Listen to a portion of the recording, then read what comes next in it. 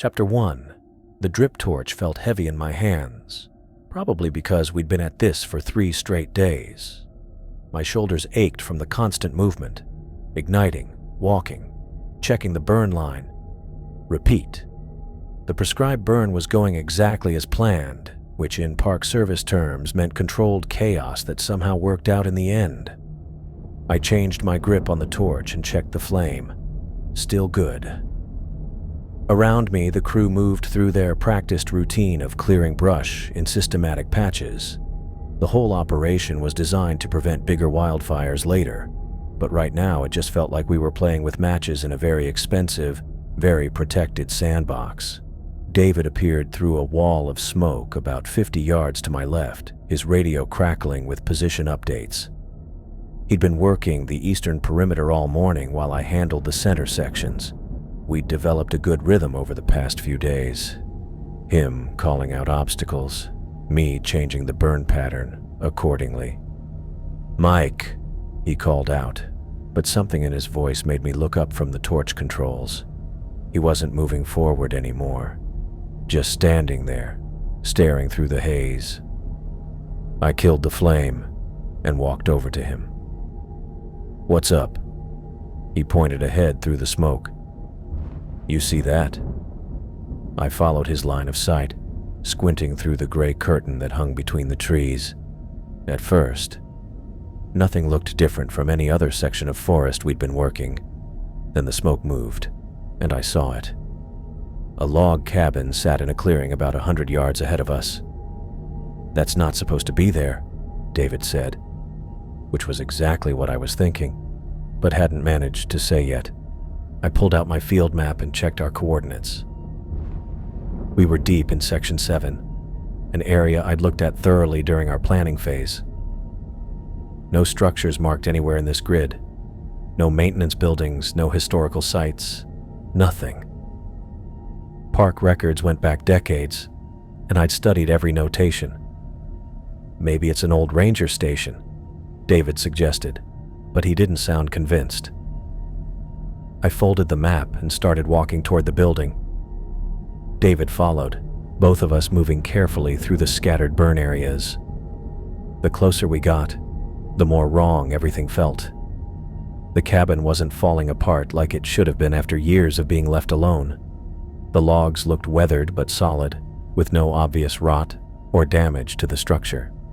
The roof showed intact shingles, and the windows, I could see the windows clearly now, were clean. Not just unbroken, but actually clean, like someone had wiped them down recently. "This doesn't make sense," I said, more to myself than to David. The building was old. That much was obvious from the construction style.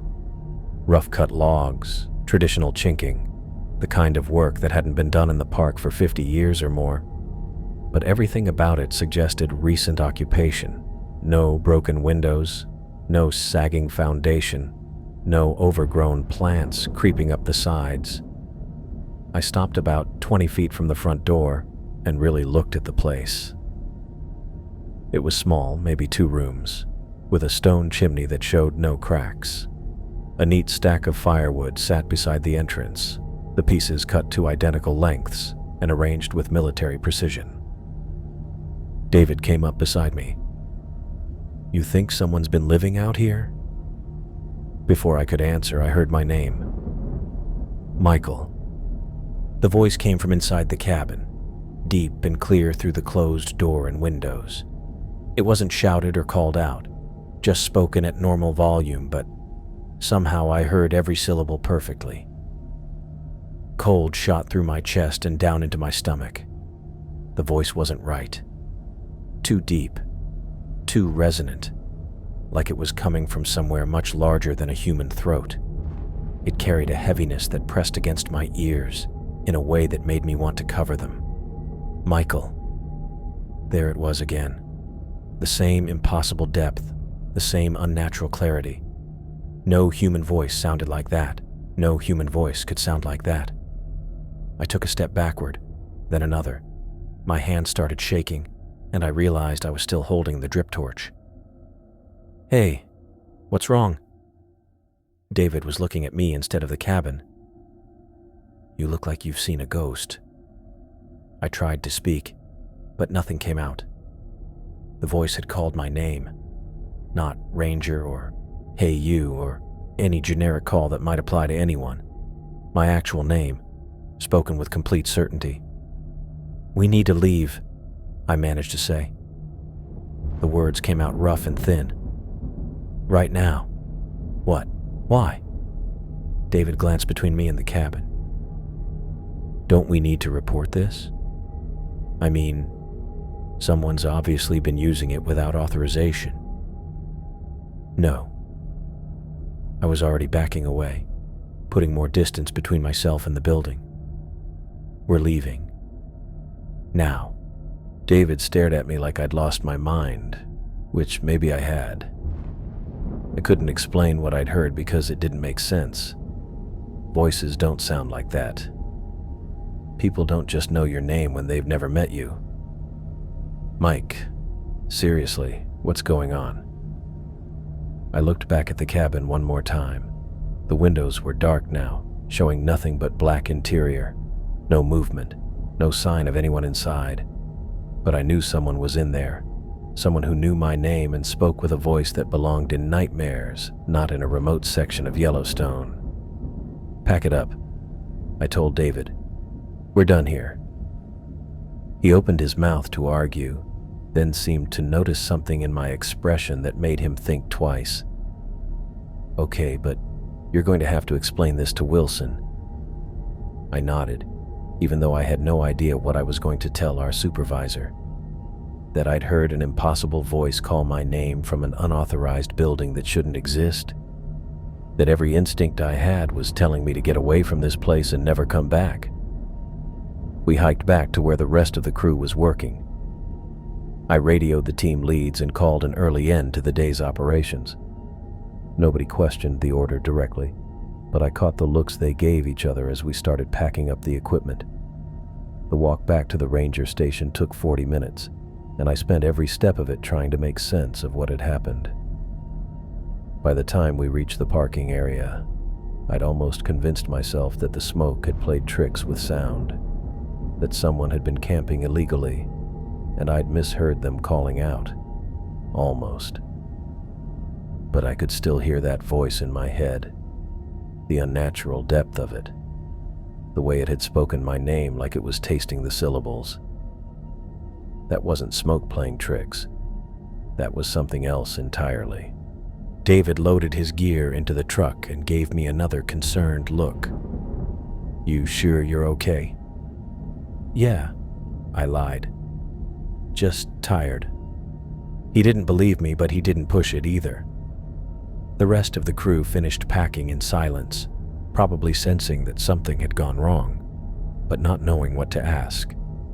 As we drove away from the burn site, I kept checking the mirrors, half expecting to see that cabin somehow following us through the trees. The rational part of my brain knew that was impossible, but rational didn't seem to be working very well right now. The voice had known my name. That was the part I couldn't get past, couldn't explain away. In all my years working the park, I'd never encountered anything that left me feeling this troubled. I stared out the window at the passing forest and tried to prepare myself for the conversation I was going to have with Wilson. Because David was right. I was going to have to explain why I'd called off a perfectly good burn operation and dragged the whole crew back to base. I just had no idea what I was going to say. I parked the truck and sat there for a moment, watching James through the station window. He was bent over paperwork at his desk, probably reviewing burn permits or maintenance schedules. Normal supervisor stuff, the kind of predictable routine that made sense, unlike whatever I was about to tell him. David grabbed his gear from the truck bed and gave me another one of those looks he'd been shooting my way since we left the burn site. "You coming in?" "Yeah." I forced myself to get out and follow him toward the building. The ranger station smelled like coffee and old wood, the same mix it always carried. James looked up when we walked in, his reading glasses sitting on the end of his nose. The afternoon shift was wrapping up, which meant fewer people around to overhear whatever conversation was about to happen. "How'd the burn go today?" James asked, already reaching for the operation log. David looked at me, then back at James. "We had to wrap up early. Mike found something unusual." I appreciated that he'd given me the opening instead of launching into his own version of events. James set down his pen and looked at me expectantly. "We discovered a structure," I said. "Section 7, grid reference Echo 4, a log cabin." The words came out more clinical than I'd intended, like I was reporting a routine boundary marker or trail obstacle. James raised an eyebrow and pulled out the sector maps. "Structure." He spread the papers across his desk and traced our route with his finger. "There's nothing authorized in that area. Nothing on record anywhere in Section 7. "I know." I moved closer to the desk and pointed to the coordinates I'd marked on my field map. "Right here. Small cabin, maybe 2 rooms. Hand-hewn logs, stone chimney, in good condition." James studied the location, then pulled out a thick folder of historical records. He flipped through pages of park documentation, maintenance logs, and construction permits dating back decades. His expression grew more serious as he worked. "Mike, there hasn't been any authorized construction in that sector for over 50 years. The last structure was a fire lookout tower, and that was removed in 1972. He looked up from the paperwork. "You're absolutely certain about the location?" "Positive." David nodded. "I saw it too. Definitely a cabin. Definitely shouldn't be there." James closed the folder and leaned back in his chair. The lines between his eyebrows had gotten deeper. "Could be squatters. Illegal construction. Wouldn't be the first time someone tried to build unauthorized shelters in remote areas." The rational explanation should have been reassuring, but it made my stomach clench instead, because I knew what James was thinking, what any supervisor would think. Pack up a team, investigate the site, document everything, and figure out who was responsible, which meant going back. "We need to return immediately," James said, already reaching for his radio. "Full team, cameras, documentation equipment. If someone's been building without permits, we need evidence before they have a chance to dismantle anything." I watched him key the radio and call for available personnel. My hands had started that subtle shaking again, the same tremor that had hit me when I heard my name called from inside the cabin. The memory of that voice sent cold creeping up my spine. "Martinez, you available for immediate field response?" James spoke into the handset. Robert's voice crackled back through the speaker. "Copy that. What's the situation?"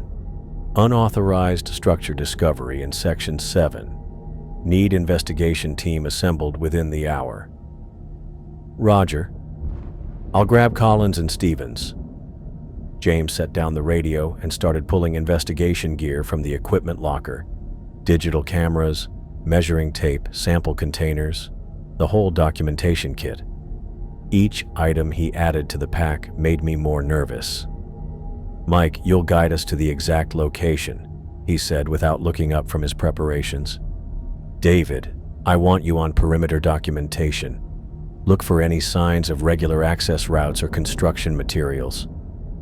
I nodded because refusing wasn't an option, but everything in my body was screaming against the idea of returning to that clearing. The voice had known my name. It had spoken with a depth that belonged in nightmares, not in any human throat. Robert arrived 20 minutes later with Collins and Stevens, both experienced rangers who'd handled unauthorized encampment situations before. The whole team gathered around James's desk as he outlined the mission parameters and showed them the coordinates. "Simple documentation and assessment," James explained. "We photograph everything, measure dimensions, look for any identification or personal property. Nobody touches anything unless absolutely necessary." The drive back to Section 7 took another 40 minutes. and I spent every mile hoping we'd find something different when we got there. Maybe the cabin would be gone. Maybe it had never been there at all. And David and I had both suffered some kind of smoke-induced shared hallucination. Maybe I wouldn't have to face whatever was waiting inside that building.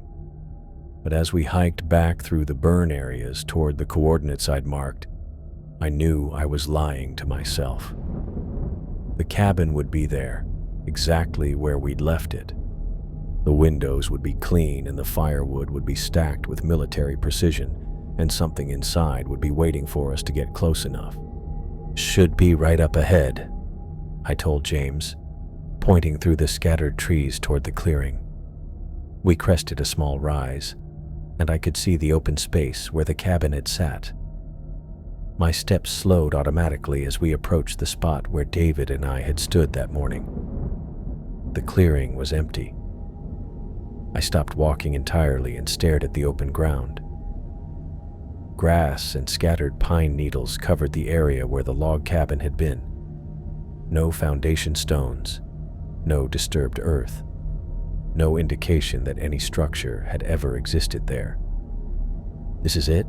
James asked, looking around the unremarkable patch of forest.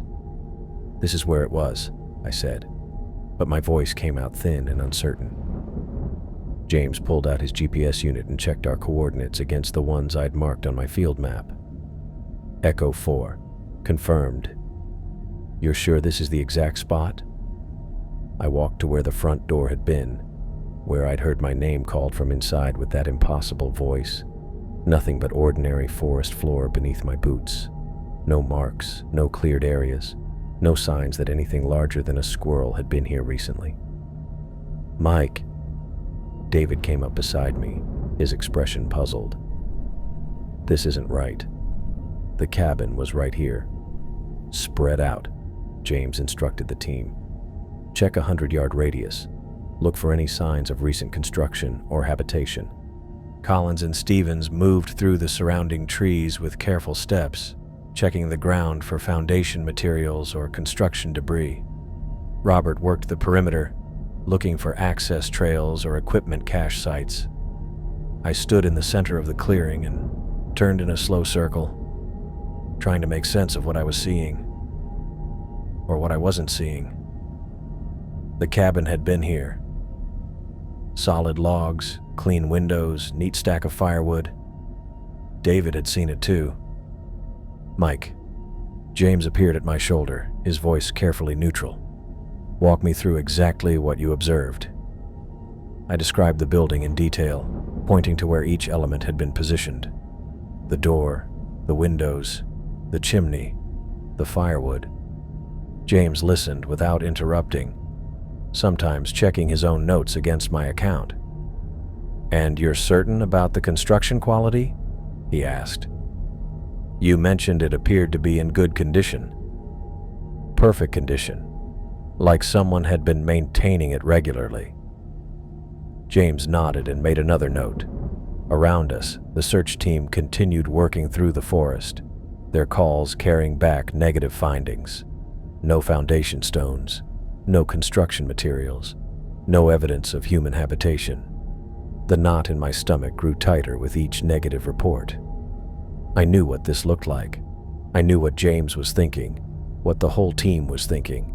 Stress hallucination, smoke inhalation, ranger fatigue from too many consecutive days in the field.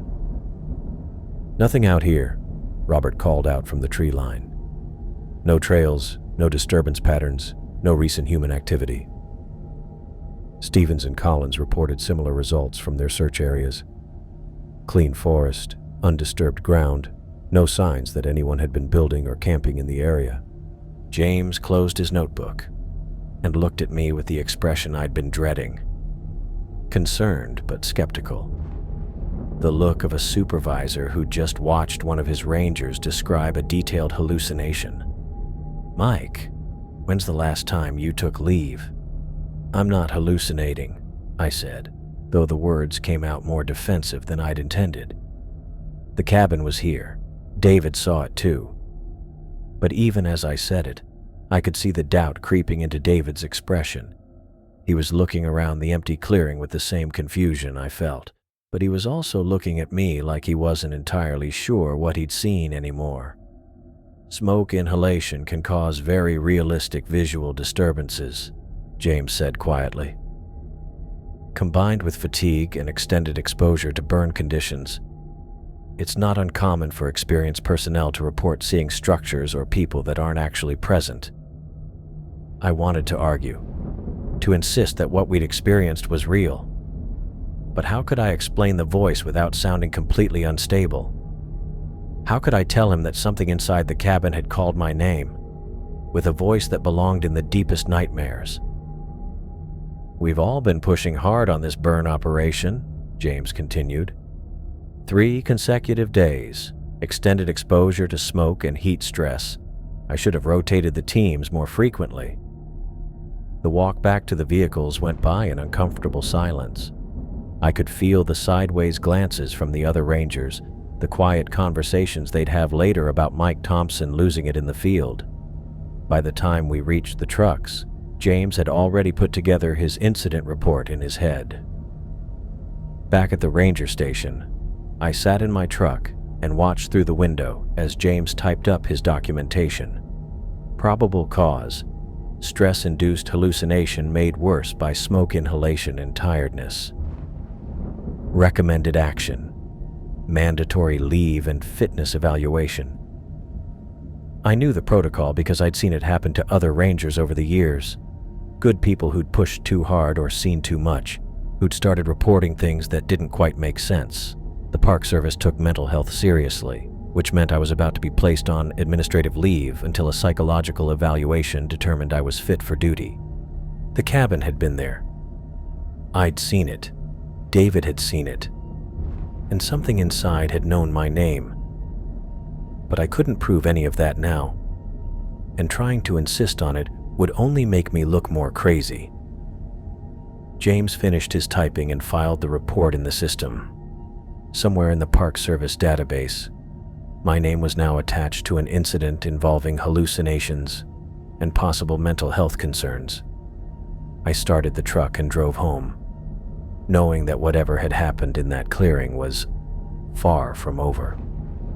Chapter 3. Rex met me at the front door when I got home, tail wagging like he always did when I returned from work. Normal dog behavior, normal evening routine. I scratched behind his ears and tried to convince myself that everything about this day fell within the range of normal. The administrative leave wouldn't be official until tomorrow, but James had made it clear that I needed time away from field duties. I opened a beer and sat down at my kitchen table with the incident report James had printed for me to review. Clean, clinical language that made the morning's events sound like a textbook case of ranger burnout. No mention of the voice calling my name. No description of the weird depth and tone that had made my hands shake. Just a straightforward documentation of visual disturbance brought on by environmental stressors. Maybe James was right. Maybe 3 consecutive days of prescribed burn operations had pushed me past my limits without me realizing it. Smoke inhalation could definitely cause hallucinations, and fatigue made people see things that weren't there. Medical fact.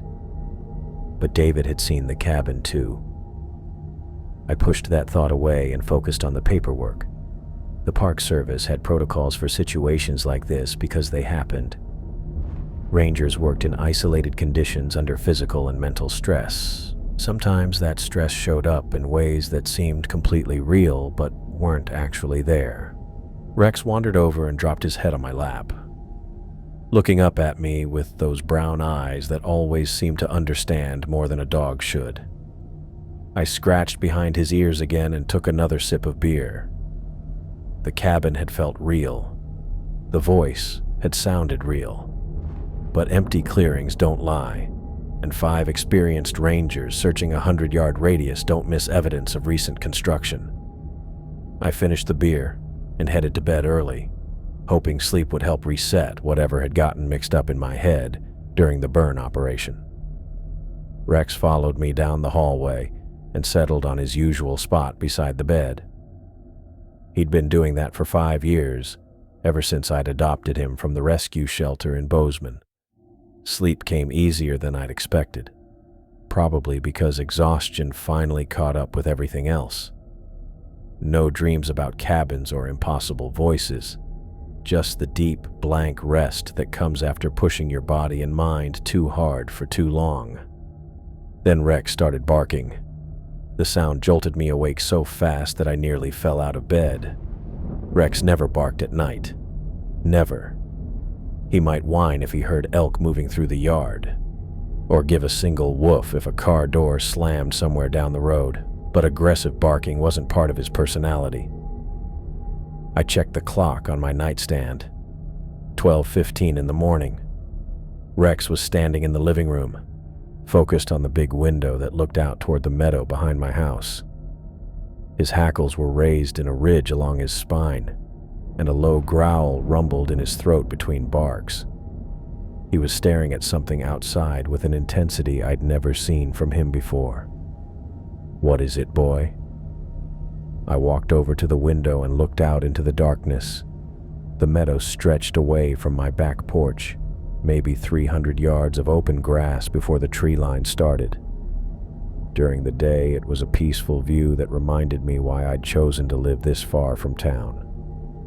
At night, it was usually just empty space under whatever moon happened to be showing. Tonight, it wasn't empty. The cabin sat in the middle of the meadow, exactly where it had no business being. Same rough logs, same stone chimney, same impossible presence that shouldn't exist. Warm light came from its windows, the kind of steady yellow light that comes from oil lamps or a wood fire. Rex kept barking, his whole body stiff with alarm. I stood at my window and stared at the building that had cost me my job and my credibility, now sitting 300 yards from my back door like it belonged there. This wasn't smoke inhalation. This wasn't fatigue or stress-induced hallucination. This was something else entirely, and it had followed me home. I went to my bedroom and got my service pistol from the gun safe, along with the heavy-duty flashlight I kept for emergency calls. Rex watched me gear up, but didn't stop barking.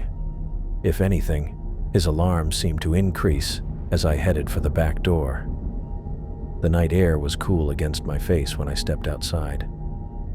Rex tried to follow, but I made him stay on the porch.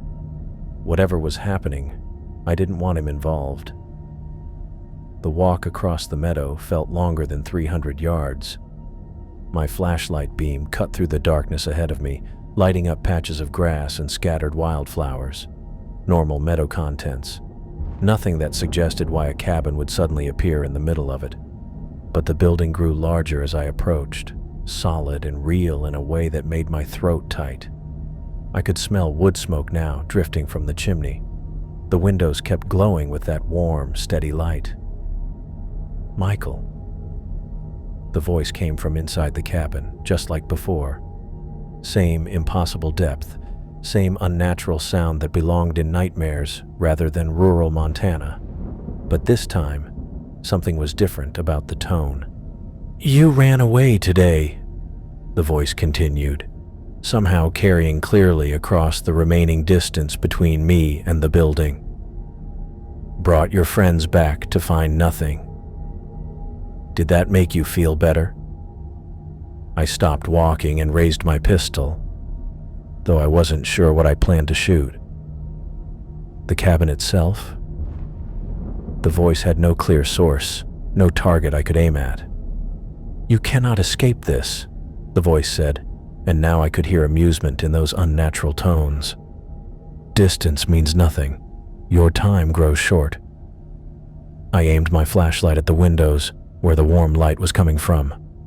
The beam cut through the glass and showed only black interior.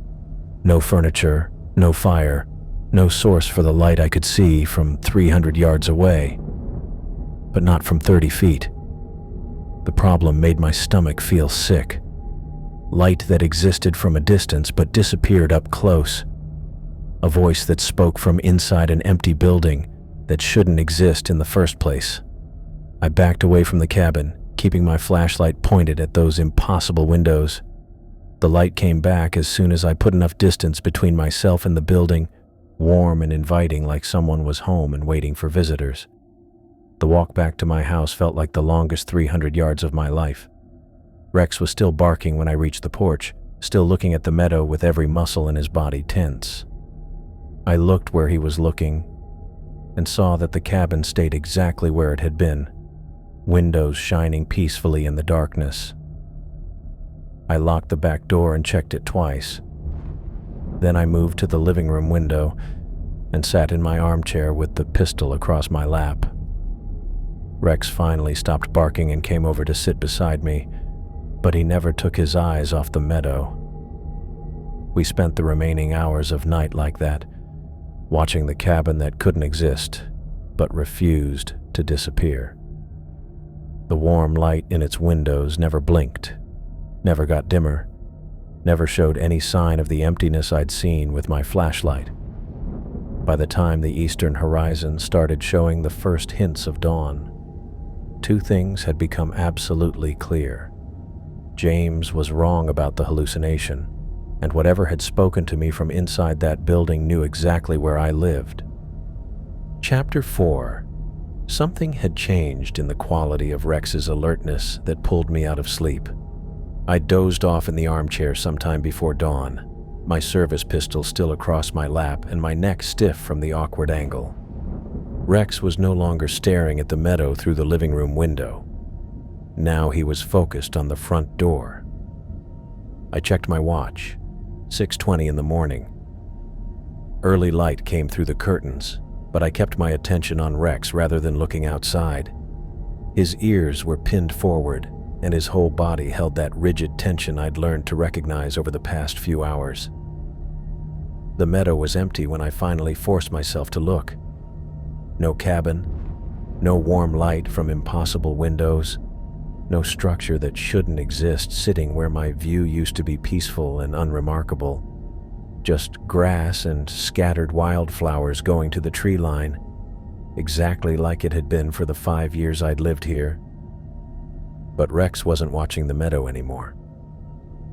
He was watching the front of the house with the same intensity he'd shown all night, ears twitching at sounds I couldn't hear. A low whine started in his throat, not the aggressive warning bark from before, but something closer to distress.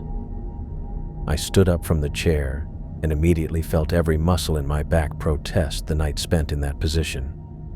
I moved toward the front window and looked through the edge of the curtain. My front yard looked normal. The gravel driveway, the wooden fence, the mailbox at the road. Nothing out of place, nothing that should make Rex act like something dangerous was coming toward the house. Then Rex started barking again, sharp and frantic in a way that made my chest tight. He was staring directly at the front door now, hackles raised and body coiled like he was preparing to defend against something I couldn't see. I unlocked the deadbolt and pulled the door open, expecting to find nothing but morning air and maybe an elk that had wandered too close to the house. A boy stood on my porch. He looked about 8 years old, with messy hair that might have been blonde under better circumstances but was now dirty and matted. His clothes belonged to another era entirely. Wool pants that ended just below his knees, a button-up shirt with a collar too formal for any modern child, and leather boots that looked handmade rather than manufactured. Everything about his appearance suggested he'd walked out of a photograph from the 1940s, except for his eyes. Those held a depth of knowledge that belonged in someone who'd lived far longer than 8 years. "Hello, Michael," the boy said. The voice that came from his small body was exactly the same as the one that had called to me from inside the cabin. Deep and clear with that unnatural heaviness that made my ears hurt. Hearing those impossible sounds come from a child's throat sent cold fear through me. Rex stopped barking but didn't relax. If anything, he seemed more upset as he backed away from the door, whining nonstop now. "You're being hunted," the boy continued, his young face contrasting grotesquely with the ancient voice. "This is your final chance to escape. I gripped the pistol tighter, though pointing a weapon at what appeared to be a child felt wrong in every possible way. The contradiction between his appearance and his voice was breaking something fundamental in my understanding of what was real. "If you encounter the presence again, you will die," he said with matter-of-fact certainty that belonged in a medical diagnosis rather than a warning from someone who should be worried about homework and bicycle rides. My mouth felt too dry to form words. Questions crowded in my head. Who was he? Where had he come from? What did he mean by hunted? But none of them made it past the terror that was slowly replacing rational thought. "Distance will not matter," the boy continued, taking a step closer to my door. "Geography means nothing to what seeks you, but time still offers opportunity." The morning air carried no scent from him, no warmth of a living body, nothing that suggested he was more than a projection of whatever had spoken to me from the cabin. "You need to leave immediately," he said, and for the first time something like urgency crept into that impossible voice. "Do not pack. Do not delay.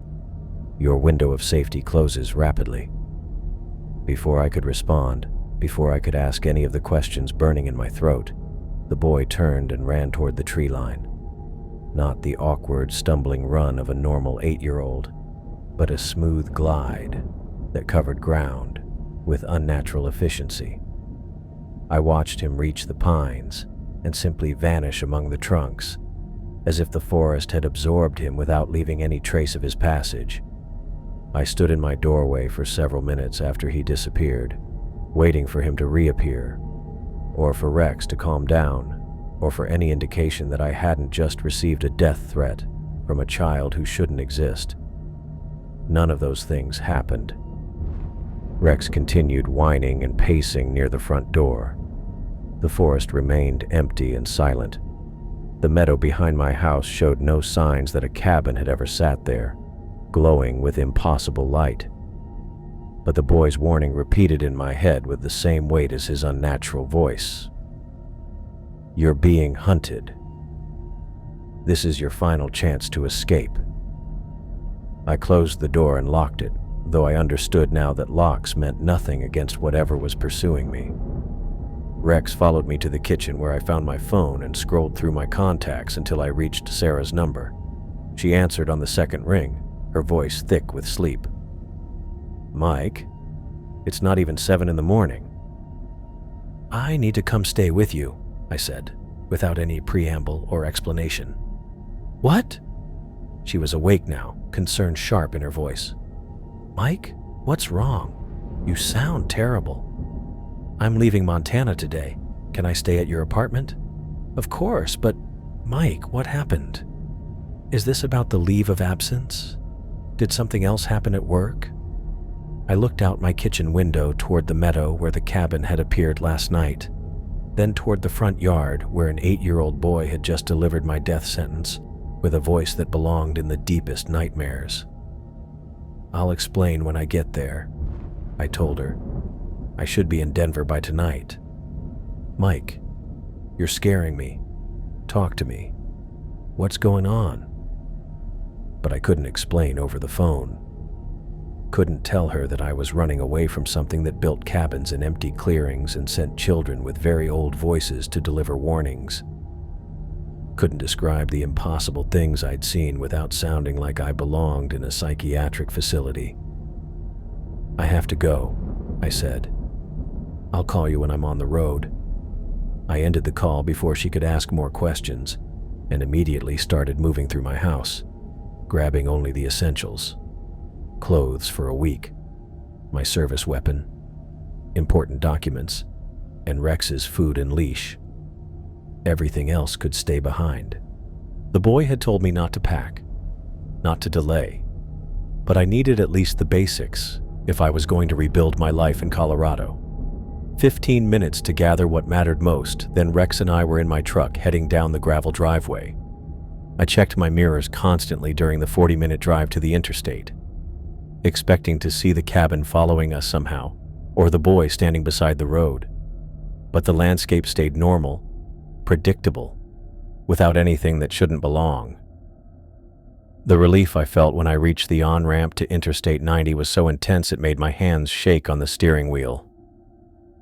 Rex settled into the passenger seat and finally relaxed for the first time since the previous evening, which I took as confirmation that we were moving in the right direction. 8 hours to Denver. 8 hours to put enough distance between myself and whatever was hunting me to maybe, possibly, find some safety in Colorado.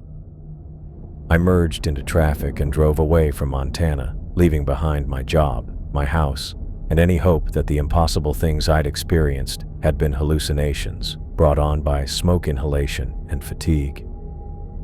The relief on Sarah's face when I knocked on her apartment door that evening made the 8-hour drive feel worthwhile. She'd been waiting by the window according to the way she immediately pulled me inside, Rex trailing behind with his tail carefully wagging. Her one-bedroom place in downtown Denver felt impossibly small after my house in Montana, but the urban sounds filtering through her windows, traffic, sirens, people talking on the sidewalk, created a barrier of normalcy I hadn't realized I needed. "You look exhausted," she said, studying my face while Rex explored the unfamiliar space. "When did you last sleep?" I couldn't remember.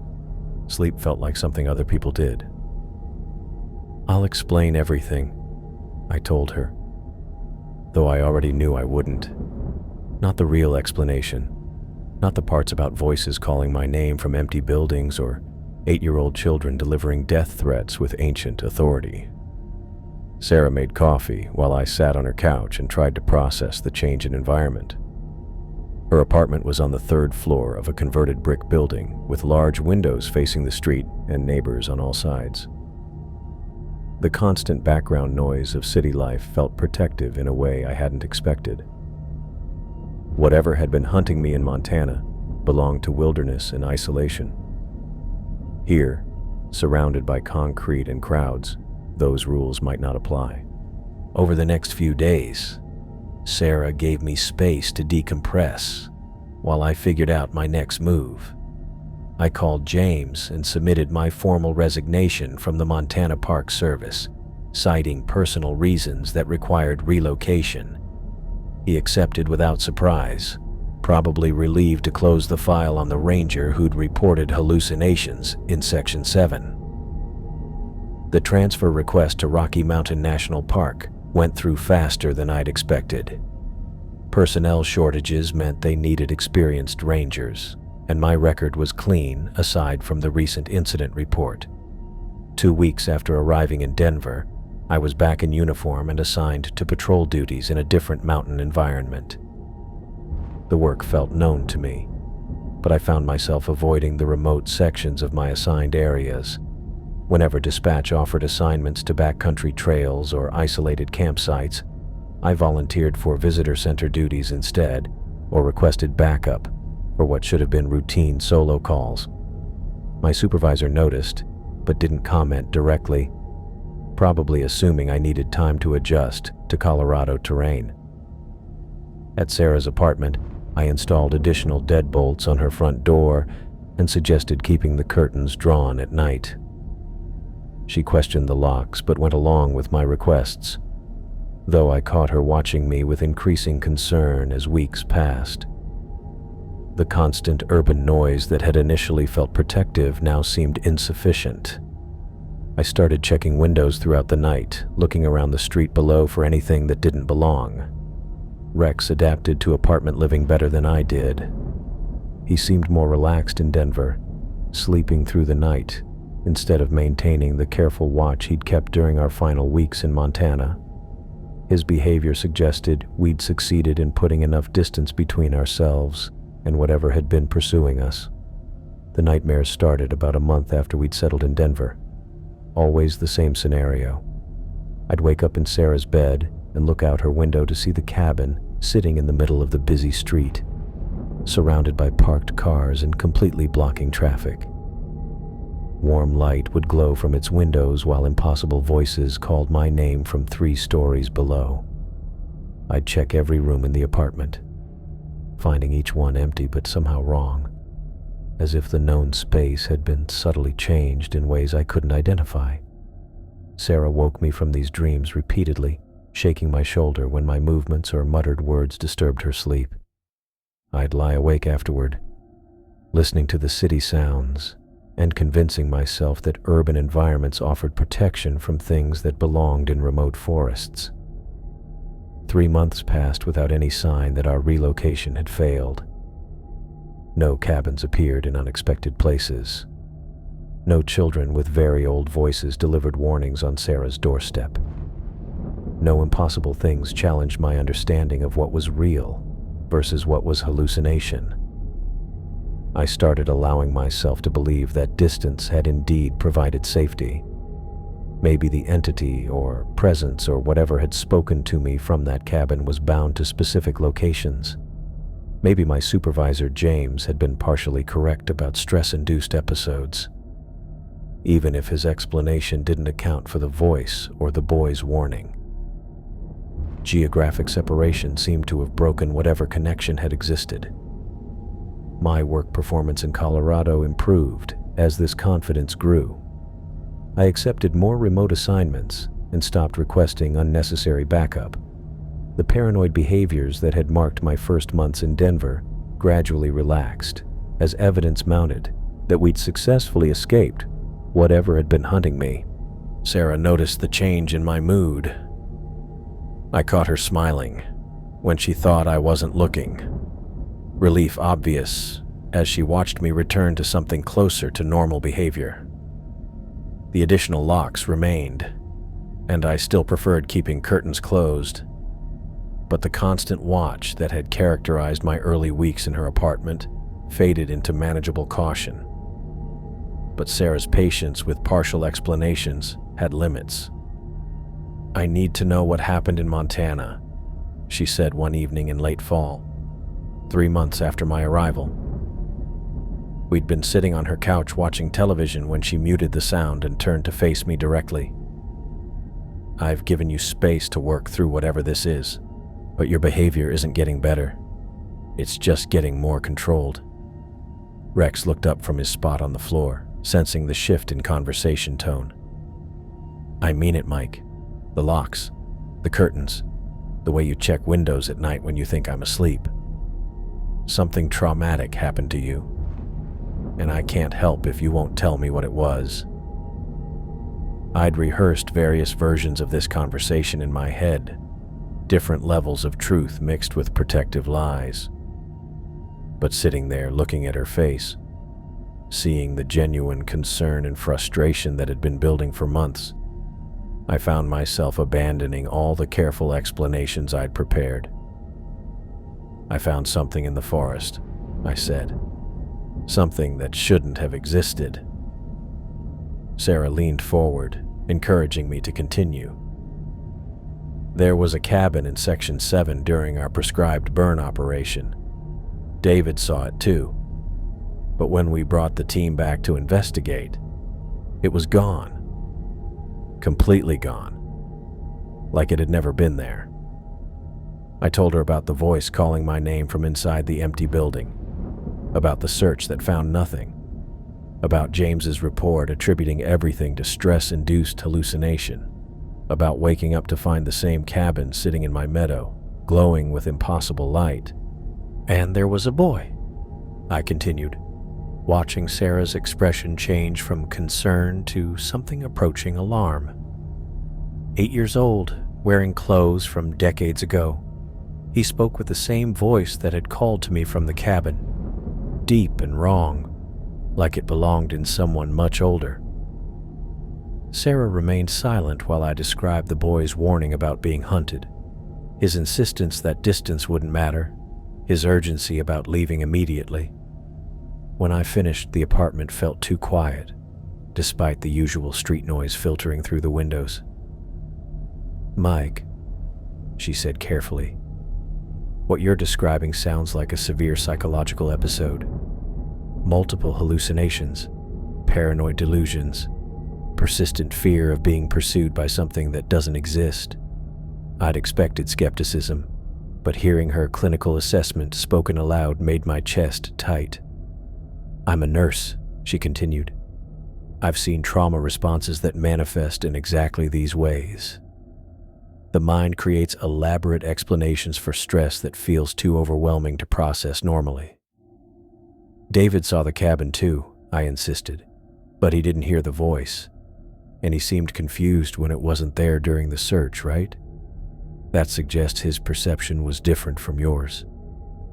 Sarah reached over and took my hand, her touch warm against my palm. "I'm not saying you're lying or making this up intentionally. I'm saying your brain created these experiences because something real traumatized you, and this was how your mind tried to make sense of it." I wanted to argue, to insist that the cabin and the voice and the boy had been absolutely real, but 3 months of safety in Denver had let doubt creep into my certainty. Maybe James had been right about the hallucinations. Maybe the stress of the prescribed burn operation had pushed me past some psychological breaking point I hadn't recognized. "I think you should talk to someone," Sarah said. "A professional who specializes in trauma counseling. Not because I think you're crazy, but because something happened to you that your mind is still trying to process." I nodded, though the idea of describing impossible voices and old children to a therapist made my stomach turn. But Sarah was right about my behavior not improving, just becoming more controlled. If professional help could tell the difference between real threats and psychological responses to trauma, maybe I could finally understand what had actually happened in Section 7. Rex came over and put his head on my lap, looking up at me with those brown eyes that always seemed to understand more than they should. He'd been there for everything: the cabin, the voice, the boy's warning.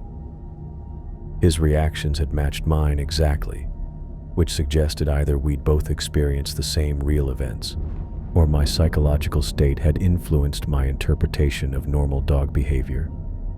"Okay," I told Sarah. "I'll find someone to talk to." The relief on her face was immediate and obvious. She'd been carrying the weight of my unexplained behavior for months, trying to support me without understanding what kind of support I needed.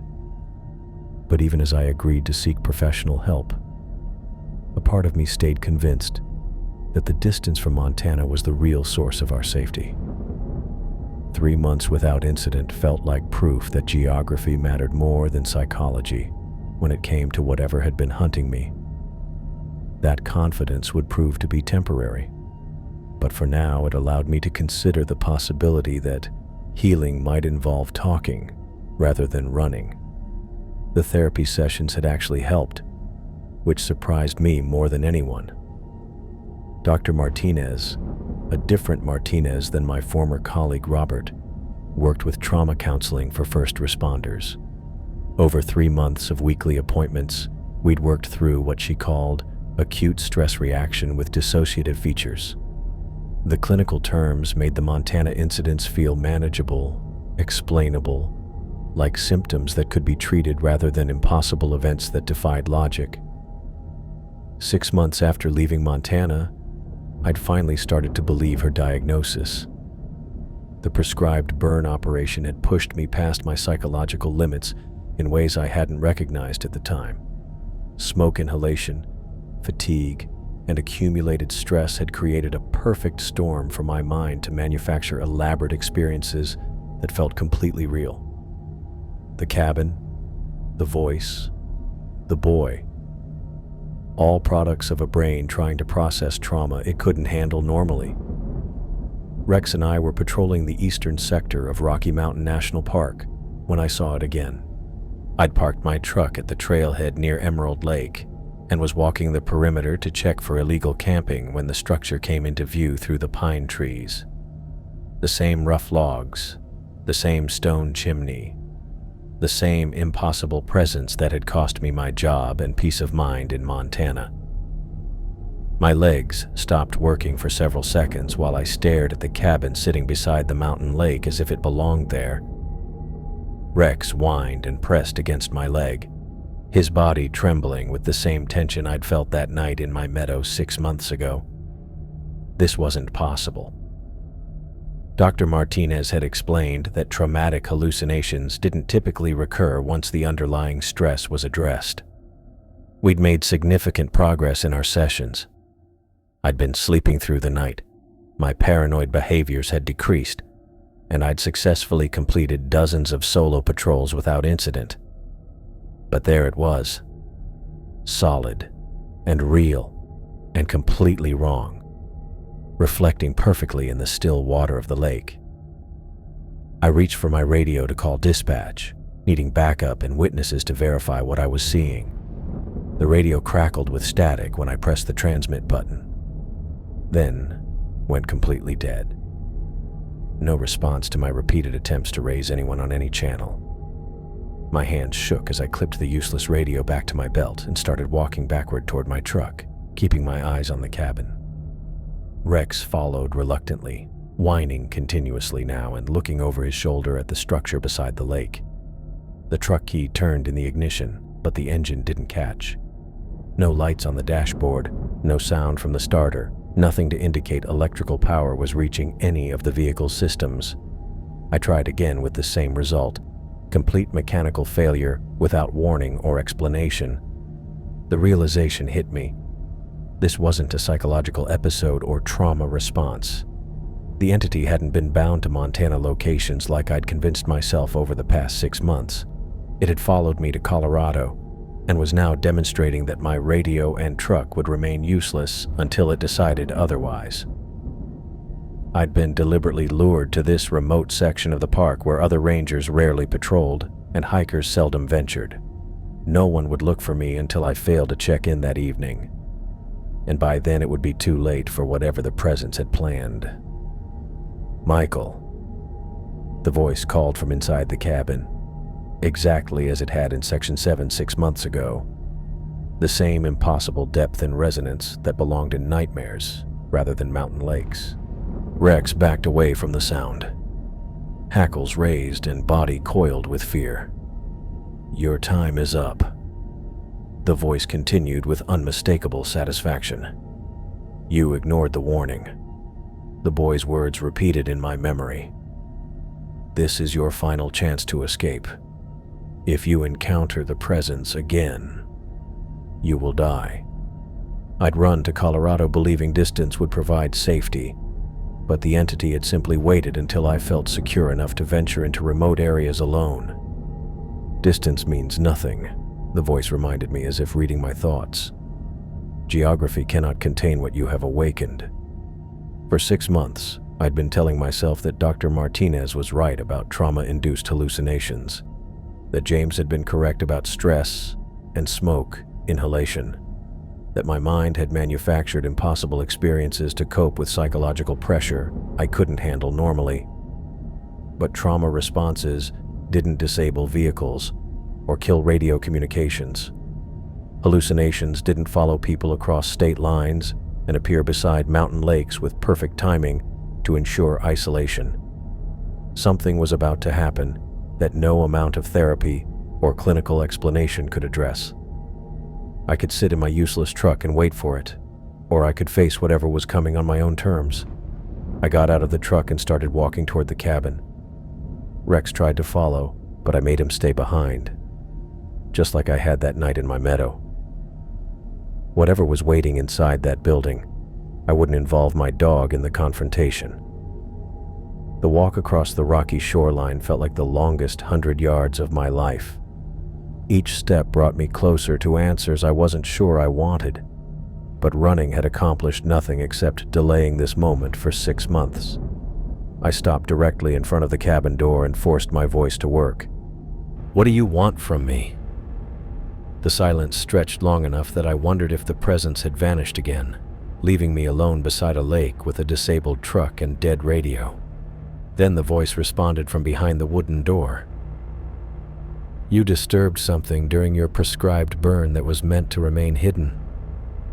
The clinical tone carried no emotion, just matter-of-fact explanation delivered with that unnatural depth that made my ears ache. "I was bound to that location for decades," the voice continued, "contained by barriers your kind established long ago, but your intrusion weakened those bonds. Your fire burned through protections that were never meant to be touched. I thought about the prescribed burn operation in Section 7, the systematic clearing of underbrush that had proceeded exactly according to plan. Nothing unusual about the process, nothing to suggest we'd damaged anything beyond accumulated vegetation. "What are you?" I asked.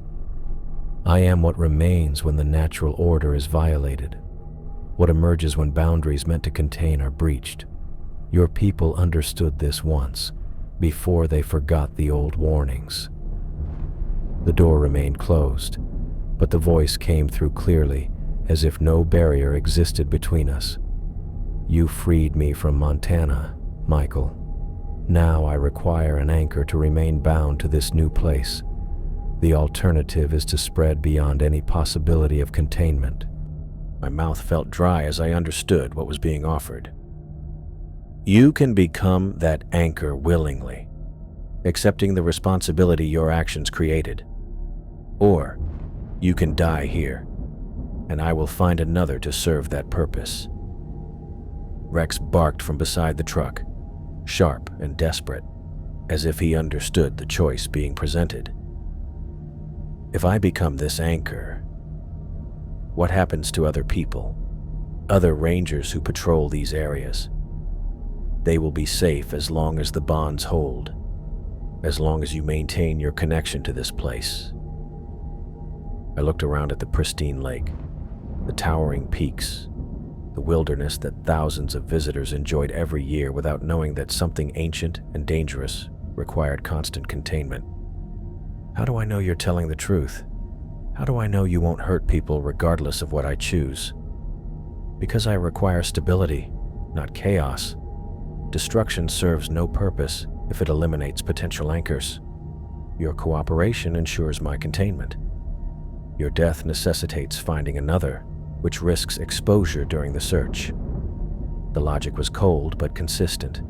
The entity needed someone to willingly accept responsibility for keeping it tied to a specific location. My refusal meant it would be forced to create another anchor through violence, which might attract attention that threatened its hiding spot. "What does it mean to be an anchor?" "You will remain connected to this place. Your life force will power the barriers that contain me.